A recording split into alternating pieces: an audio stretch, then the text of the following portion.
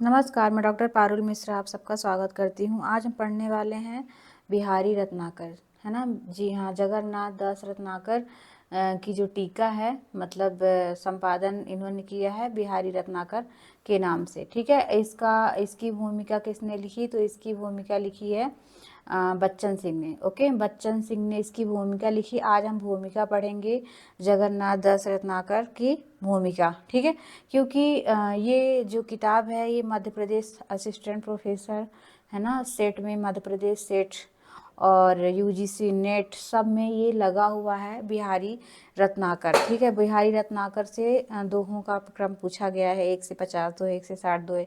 तो सबसे पहले आज हम पढ़ेंगे इसका मतलब इसकी भूमिका जो किसने लिखा? तो बच्चन सिंह ने लिखा था। ठीक है, आपको याद रखना है कि बच्चन सिंह ने बिहारी रत्नाकर की भूमिका लिखी है। ठीक है, बिहारी रत्नाकर में 700 कितने दोहे हैं? 713 दोहों का जिक्र किया गया है। ठीक है, क्योंकि जो बिहारी थे, है ना, बिहारी सतसई में 719 दोहे हैं, पर बिहारी रत्नाकर में 713 दोहों का जिक्र है। अगर आपसे क्वेश्चन आता है कि बिहारी रत्नाकर में कितने दोहे हैं, तो 713 दोहे। अगर बिहारी के बारे में पूछा जाता है तो 719 दोहे। ठीक है, बिहारी ने जो बिहारी सतसई लिखी उसमें 719 दोहे हैं, और बिहारी रत्नाकर जो जगन्नाथ दास रत्नाकर ने टीका लिखा उसमें 713 दोहे हैं। ठीक है, बिहारी सतसई जैसे आप जानते हैं कि बिहारी जी ने लिखा था। ठीक है, और बिहारी का जन्म 1595 में होता है। कहाँ होता है? ग्वालियर में। ओके, और बिहारी सतसई 1662 में लिखा गया है ग्रंथ। ठीक है, ये मुक्तक काव्य है ना, बिहारी सतसई मुक्तक काव्य है।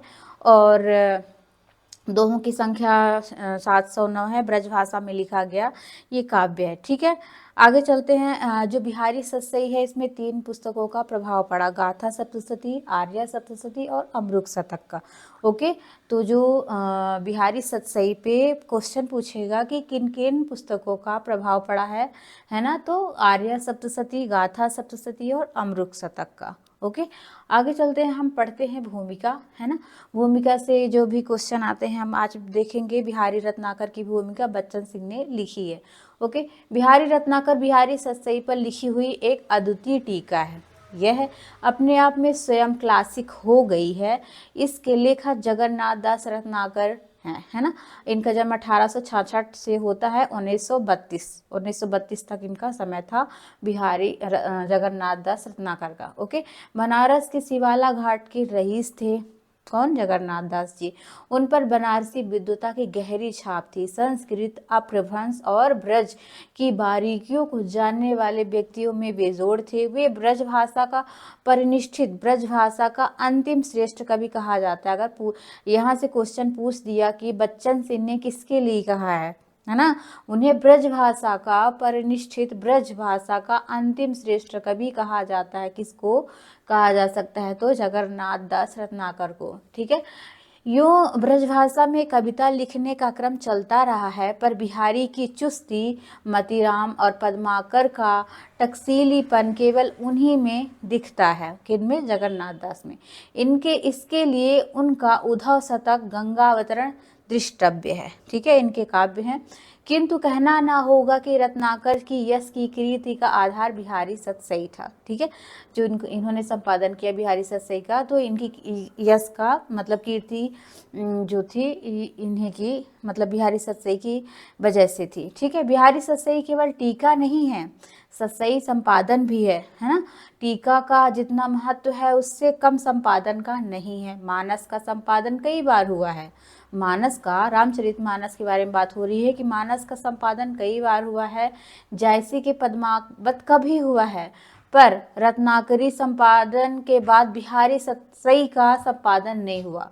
कहने का मतलब है कि जब ये बिहारी रत्नाकर, जो जगन्नाथ दास रत्नाकर ने इसका संपादन किया, उसके बाद बिहारी सतसई के ऊपर कोई भी टीकाएं नहीं लिखी गई।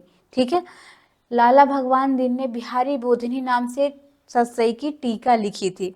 ठीक है, लाला भगवान दीन ने इसकी मौलिकता इसी में है कि इस सतसई को नायिका भेद के रूप में सजा दिया गया। ठीक है, तो इसकी विशेषता क्या बताई गई कि नायिका भेद है। लाला भगवान देव ने बिहारी बोधनी नाम से लिखा था।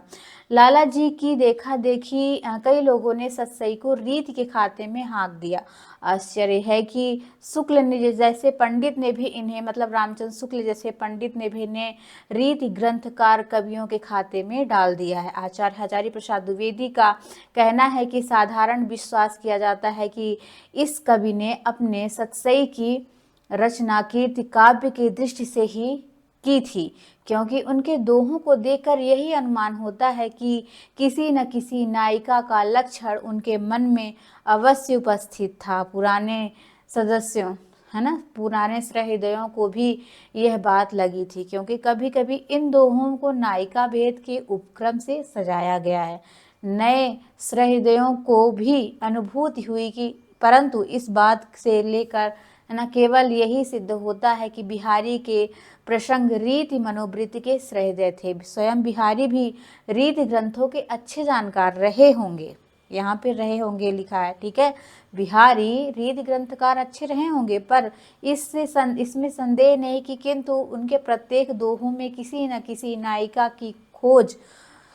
को खोज लेना यह नहीं सिद्ध करता कि वह रीत ग्रंथकार, है ना, रीति ग्रंथ लिख रहे थे। यदि बिहारी रत्नाकर की शोधपरक भूमिका को ठीक ढंग से पढ़ लिया जाता तो यह कहने की जरूरत ही नहीं पड़ती कि वे रीति ग्रंथ लिख रहे थे, है ना। स्वयं रत्नाकर ने उन्हें कहीं रीति ग्रंथकार नहीं कहा। किसको? बिहारी को, है ना, बिहारी जी को रीति ग्रंथकार नहीं कहा, पद्माकर जी ने, ओके, और अगरनाथ दास रत्नाकर ने, ओके। बिहारी में रुचि के कारण वे 2-3 दशकों तक बिहारी को पढ़ते रहे, है ना, और 5 टीकाएं थी उनके 5 टीकाएं थी। मतलब बिहारी में रुचि के कारण जगन्नाथ दास रत्नाकर उनको 2-3 दशक तक पढ़ते रहे हैं। उनकी 5 टीकाएं थी। कृष्ण कवि की टीका, हरिप्रकाश की टीका, लाल चंद्रिका, परमानंद की टीका और सरदार कवि की टीका, ठीक है। ये किसके पास थी? रत्नाकर जी के पास। जब वो बिहारी रत्नाकर लिख रहे थे उनके पास ये टीकाएं थी, वो ये पढ़ रहे थे, ठीक है। हस्तलिखित पर इन टीकाओं में अनेक अर्थभेद मिले, ठीक है, अर्थभेद मिले। पूर्वा पर क्रम संख्या, ओके, क्रम संख्या, और फिर उनके पाठ भेद दिखाई पड़े। टीकाओं में पाठों में सतसई का कोई प्रमाणित पाठ नहीं दिखा, ओके।